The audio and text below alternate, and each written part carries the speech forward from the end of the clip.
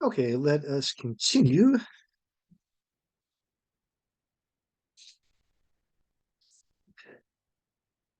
Another plot against the prophet occurs when Jeremiah again preaches in a public place, condemning the people's breaking of the Sabbath law in the city gates. He also visits a potter shop in order to communicate God's illustration that he can shape a nation the way he wishes, but Israel must be punished due to its hardness and idolatry.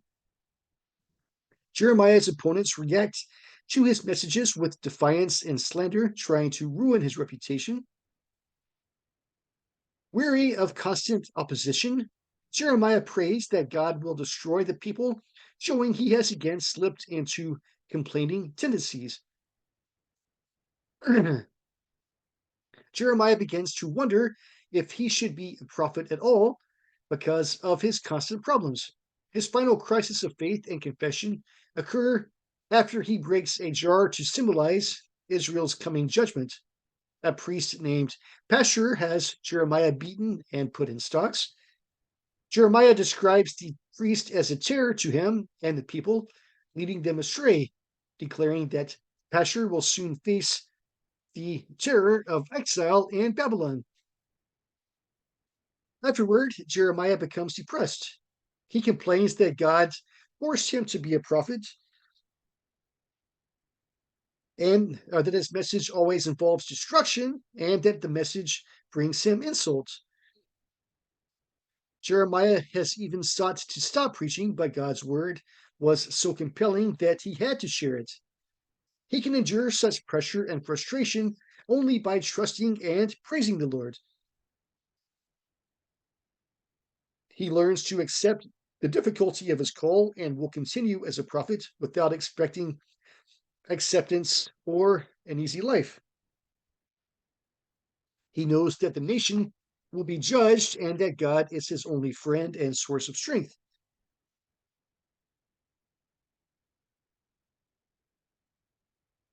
Jeremiah's confessions show both that the prophets were real people with real hopes, dreams, and disappointments, and the fact that serving God is not always easy. They also illustrate the desperate times in which Jeremiah lived. With his attachment to God renewed, Jeremiah denounces those who are enemies of both him and God. He begins with Israel's kings. He says that only a righteous descendant of David, which we can say is referring to the Messiah, can save the nation, replacing worthless leaders who abuse the people and ruling wisely while restoring justice. Jeremiah next turns to Israel's prophets, referring primarily to false prophets who have led immoral lives and lied about Israel's spiritual condition, therefore bearing responsibility for the people's downfall. The people are also condemned. Though victims of poor leadership, they remain accountable for their actions. They are like spoiled fruit and can only become better by spending 70 years in exile in Babylon. Babylon and other nations act as Israel's punishers. However, these nations too have angered the Lord with their sins. Thus, they will also be punished on the day of the Lord. Jeremiah again preaches in the temple, calling the people to follow the law and obey the true prophets, or else lose the land and temple. Resenting this message, the people call for Jeremiah to be executed. A hasty trial is convened. Government officials hear the charges against the prophets made by the people and religious leaders, primarily involving preaching Jerusalem's downfall. Jeremiah defends himself by saying God has sent him. The officials oppose the people's charge, giving Jeremiah the support he needs to escape, though another true prophet named Uriah has been killed for preaching a similar message. After unsuccessfully encouraging the kings, priests, prophets, and people to repent, Jeremiah prepares them for exile. He says that Babylon will conquer Judah, Edom, Moab, Ammon, and Tyre. He also counsels his own king to surrender to Babylon. False prophets, including Hananiah, attempt to contradict Jeremiah, predicting God will soon overthrow Babylon and restore Israel. Jeremiah predicts Hananiah will die for misleading the people, and this occurs soon afterwards. In 605 BC and 597 BC, two groups of people are taken into exile, including Daniel in the first group and Ezekiel in the second. Jeremiah writes to the captives in Babylon, telling them they will be joined by others. They should settle in the land, marry, build homes, and raise children, since they will be in exile for 70 years. Yahweh will then return the people to the land of Israel, where they will seek the Lord and receive his blessings. Judah has now run out of time, and his punishment is inevitable since the people have not listened to Jeremiah's words of warning. They also despise the thought of surrendering to Babylon. Let's look at Jeremiah chapters 30 through 33, Israel's ultimate restoration. Before reporting Jerusalem's defeat, Jeremiah presents the nation's future, which involves restoration. He announces God's plan to redeem, forgive, and renew the people, which softens the terrible destruction he describes in this section. God will restore Israel's fortunes, bring the people back to the land, and cause them to possess their lost homeland. God first promises to restore the nation. Fear and despair will be replaced by hope, and Israel's enemies will be destroyed. Jerusalem will be rebuilt, a Jewish king will reign once more, and Israel will be God's people again. Before Israel's society can be reconstructed, the people must return to the land, including both northern Israel and Judah. Jeremiah also reveals how the people can keep the land. He describes all aspects of restoration, the land healed, and every problem solved. Healing begins when Yahweh replants Israel in the land. In addition to a renewed people, monarchy, and land, Yahweh will also offer Israel a new covenant since the people have broken the old one. To ensure the success of the new covenant, Yahweh will put the law in the people's minds and write it on their hearts. And all the people will know God. This leads to the Christian understanding of old and new covenants. Jesus describes the new covenant being in his blood, that is, involving his death. So thus, Jesus' death and the work of the church fulfill Jeremiah's prophecy. Finally, there is the promise that Jerusalem will be rebuilt and never again destroyed. Despite this future glory, the present reality is that Jerusalem is in trouble and the Babylonians are coming. Zedekiah has Jeremiah confined in the king's courtyard. God then instructs Jeremiah to buy a field in his hometown to signify that God will restore the people to the land. Though Jerusalem will soon be conquered, it will one day enjoy prosperity, security, and joy with many inhabitants. Tragically, Israel has to lose everything before experiencing the new covenant, and even the righteous, including Jeremiah, have to suffer the consequences of the people's rebellion against God. We turn now to Jeremiah chapters 34 through 51, Israel and the nation's destruction. Judah's downfall is introduced once again stating why the devastation approaches with 3 episodes. First, Zedekiah, who is the final king of Judah, learns he will be exiled to Babylon, though he will eventually die in peace. Second, Zedekiah releases all slaves while the Jews battle the Babylonians, but then he later allows the people to enslave the servants again, which violates Moses' commands regarding mercy. Third, Jeremiah compares the nation to the Rechabites, a clan committed to its heritage. The Rechabites' obedience to their forefathers' instructions, which primarily involves not drinking wine, Um, this is contrasted with Israel's rebellion against God. Jeremiah then relates the decline and fall of Judah's kings who have ignored God's words or God's word for years. For example, King Jehoiakim burns a scroll that contains a prophecy of Jeremiah calling for repentance. Zedekiah also imprisons Jeremiah on 2 occasions for saying Babylon will conquer Judah. Jeremiah continues to preach the truth of the truth of Jerusalem's fall. Finally, Babylon captures the city.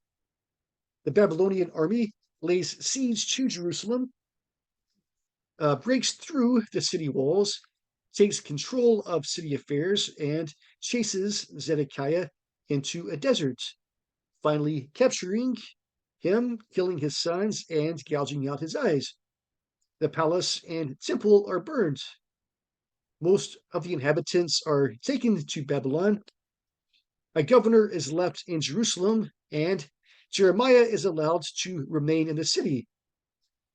The disaster could have been avoided if the people had listened to Jeremiah's words and turned back to Yahweh. Yet, even in the midst of the disaster, Yahweh promises to aid all who trust in him.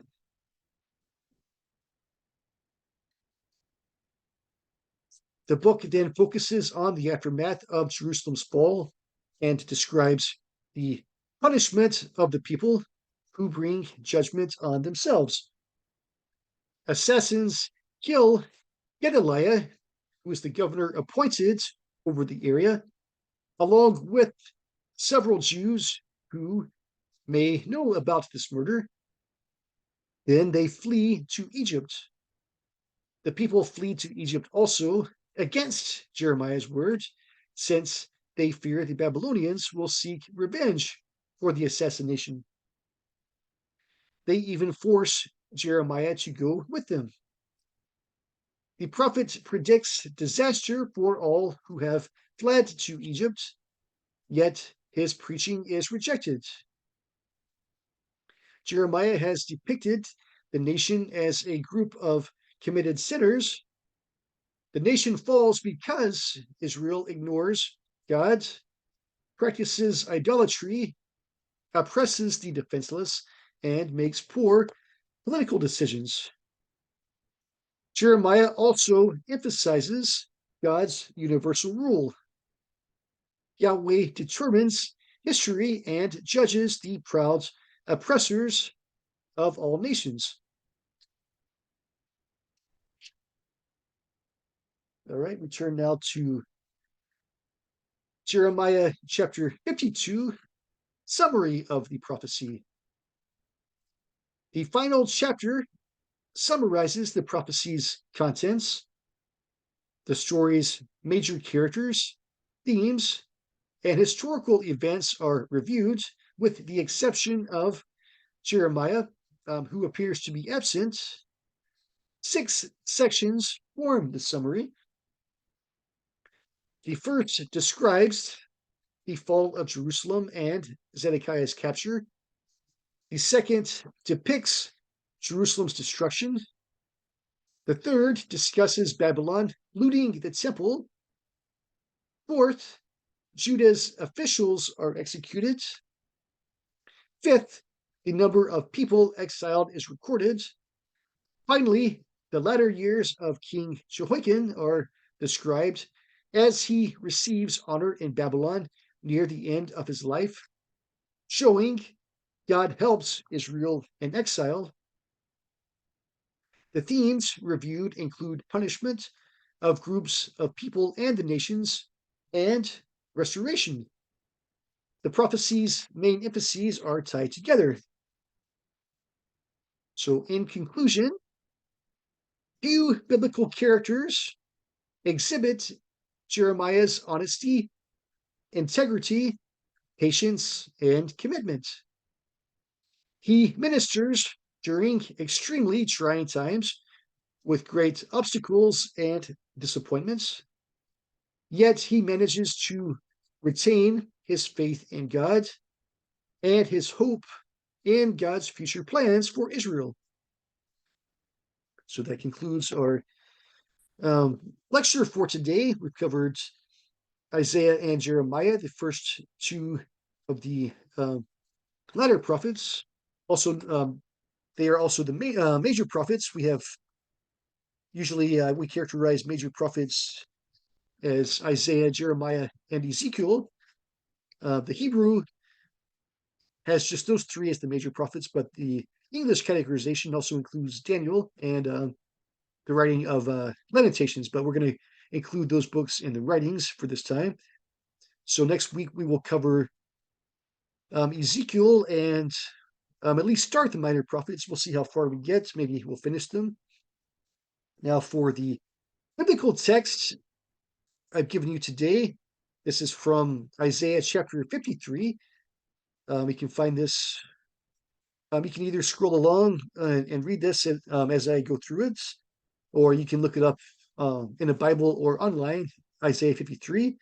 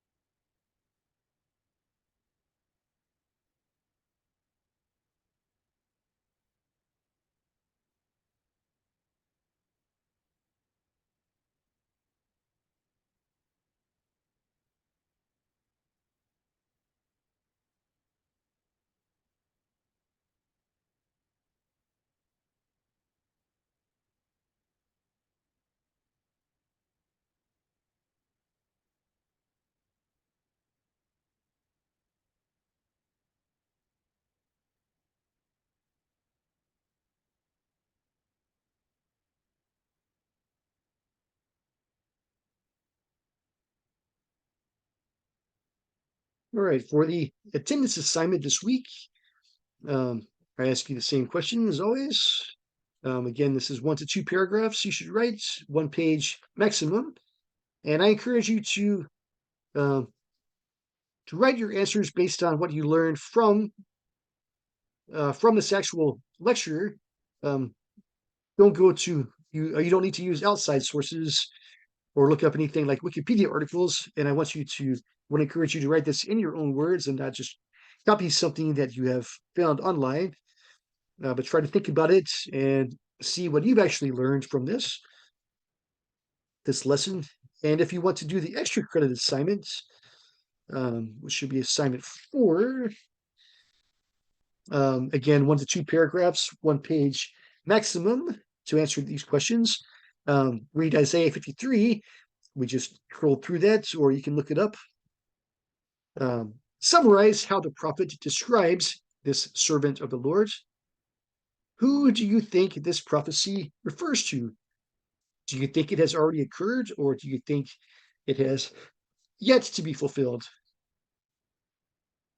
And note number two, Christians see this passage as a messianic prophecy that predicts the death and resurrection of Jesus, which occurred several hundreds of years later. Um, do you agree? Why or why not? What else do we learn from Old Testament prophecies about a coming Messiah or ideal king? Uh, all right, there are other messianic prophecies. We've covered at least one in Jeremiah, and more in Isaiah, at least one in Jeremiah, and we'll cover more next week. You can focus on the ones we've covered this week, or any others that we might have covered in previous lessons. You actually see at least one in Genesis, and or at least two in Genesis, and one in I think Second Samuel. But there's probably others we've covered, and we'll cover more again with the later prophets as well as in the book of Psalms. Um, so those are Christians do believe that there are many references in the Old Testament, or many things that can be interpreted as referring ultimately to Jesus, that Jesus is the ultimate fulfillment of the Old Testament itself, in fact. Uh, so that is the lesson for this week. And before we close today, we're going to go through a study guide. So again, next week is only going to be the midterm exam. I'm just going to send that to you online. You'll complete it and return it to me by email. And you're allowed to use your notes, of course. I can't, since we're not meeting in class, I can't stop you. So I will allow you to use the notes. Again, I encourage you to just use the notes, and not to just look up things online, copy and paste them. I do want this to be in your own words and to reflect your own thoughts on all the questions I ask. So let us open now the study guide for um, the Old Testament 101, or actually, this is REL 140, but it's the Old Testament survey midterm exam. Uh, I forgot to change this from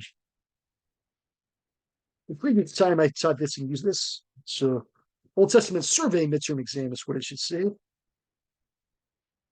right.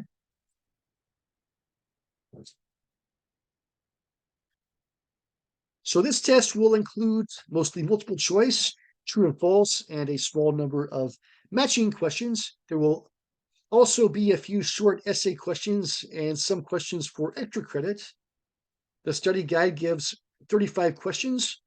Or I think I gave 40 actually this time. I changed it to 40, from which the main test questions will be drawn. If you can answer these questions, you should be able to answer the main test questions, but extra credit questions may be drawn from additional class notes not included on the study guide. Maybe more difficult things or more obscure things. I like to make the extra credit more challenging, but I do give you plenty of extra credit questions to give you the best possible chance to get a good grade. Now, before we go through this, the study guide is for your purposes. So you can complete this and use it to help you with the test. I don't require you to answer these questions and send it back to me. You don't need to do that. I'm not going to grade it or give you more points if you do. This is just for your purposes to help you prepare for the test.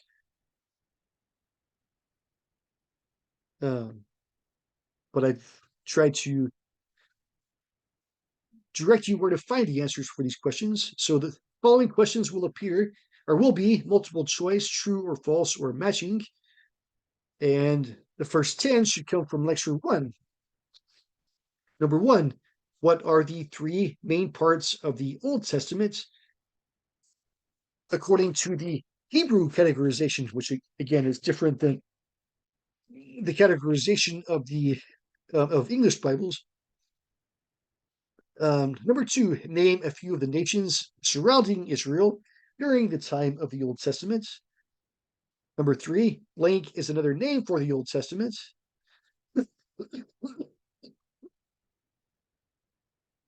Number four, the first five books of the Bible are known as the blank. Number five, the book of blank is the first book of the Bible is about beginnings. Number six, according to the postmodern view, we should focus on blank since we do not know who wrote the Pentateuch or the process of how it was compiled. Number seven, God called blank to leave his home and people, ultimately to become the father of the people of Israel. Number eight, the first man God created was named blank. Number nine, when God sent a flood to punish humans and cleanse the earth, he called blank to build a boat, gather animals, and begin to repopulate the earth.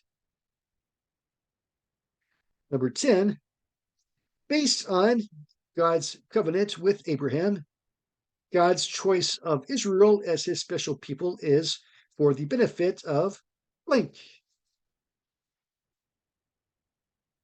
Okay, we move now to questions taken from lecture 2. Number 11, blank, which often appears in English Bibles as the Lord in all capital letters, and means I am who I am, is the name God says when Moses asks for his name. So we've used that name several times throughout our lessons. That should not be difficult to find. Hopefully you know that. Number 12, the book of blank is about Israel leaving Egypt. Number 13, blank was sent by God to deliver Israel from Egypt.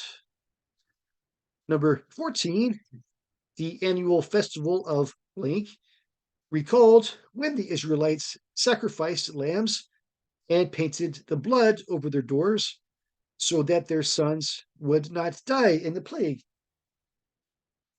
Number 15, the Ten Commandments expressed in the form of a or are expressed in the form of a blank, an agreement between a sovereign king and a subject people.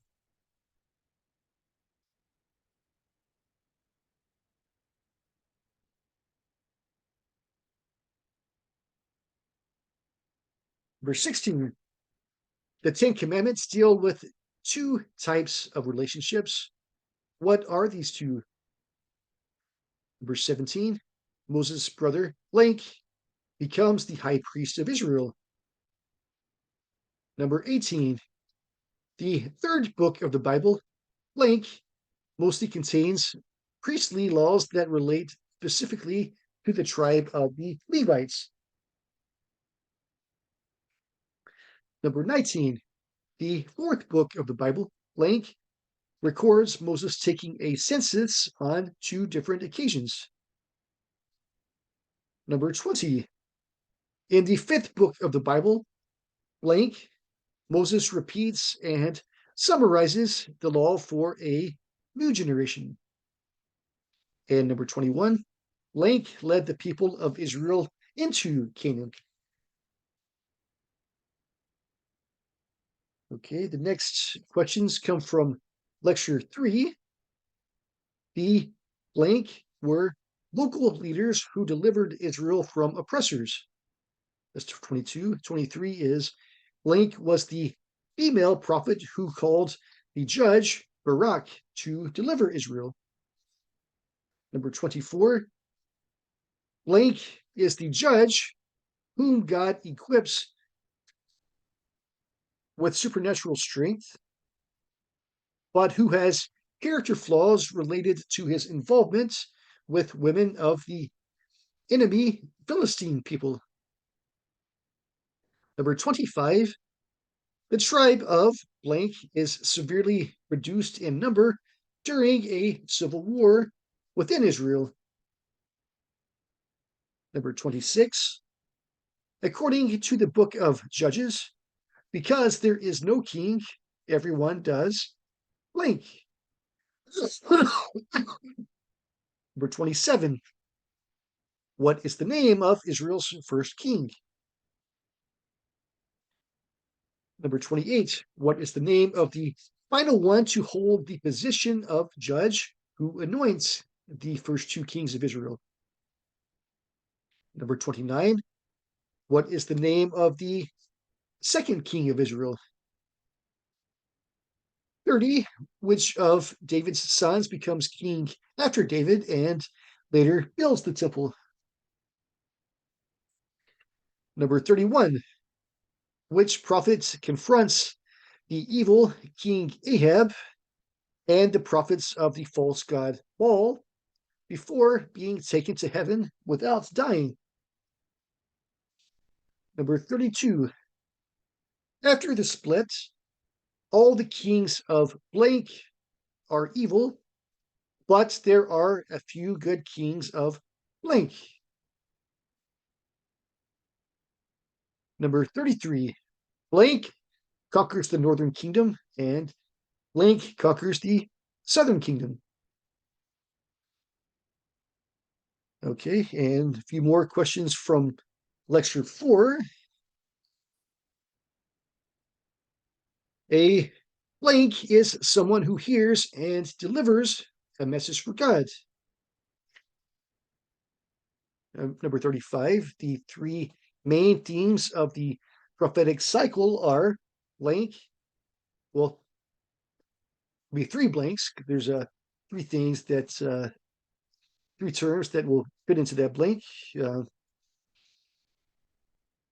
Number 36, the word blank means anointed one and refers to the coming ideal king who would deliver Israel and rule the nations. Number 37, while the historical books tell what happened, the prophetic books tell blank. Number 38, which prophetic book has the most messianic prophecies? Number 39, who was the weeping prophet who lived through Jerusalem's destruction? And 40, what are the five main characters in prophetic literature? So those are the 40 questions.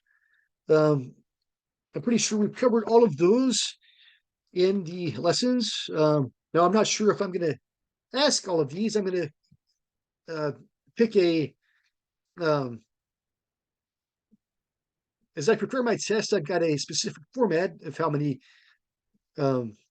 multiple choice, how many true and false, how many matching, a couple of essay or short essay, and then some multiple choice. So I probably won't use all of these. I'll just pick from them as I'm preparing all of these questions.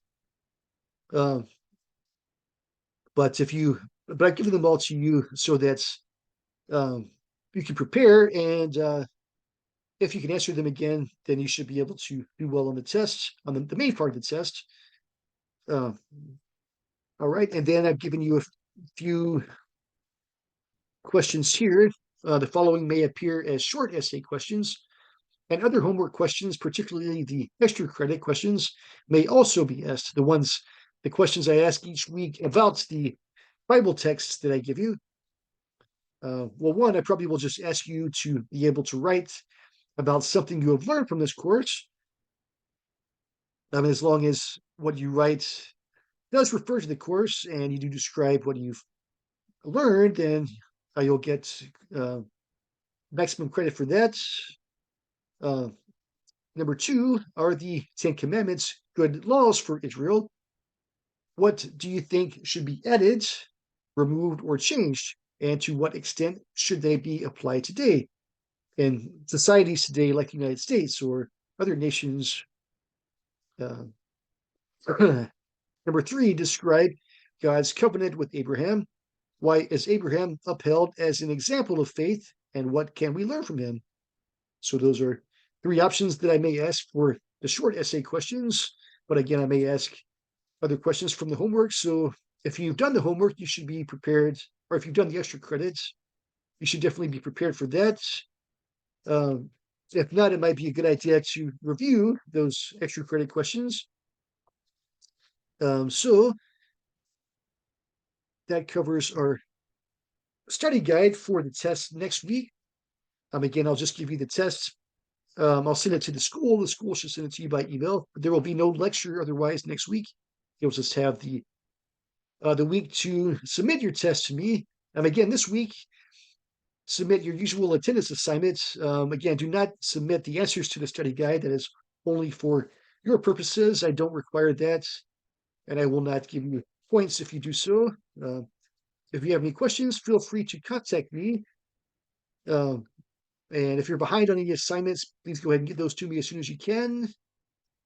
If you would like a copy, actually, of the notes or the study guides, feel free to contact me, and I'll try to get that to you within a few days. Maybe Thursday is my usual day to catch up on grading. So if I haven't got to, if I don't get it to you the next day or two, then I probably will by Thursday at least to give you plenty of time to study.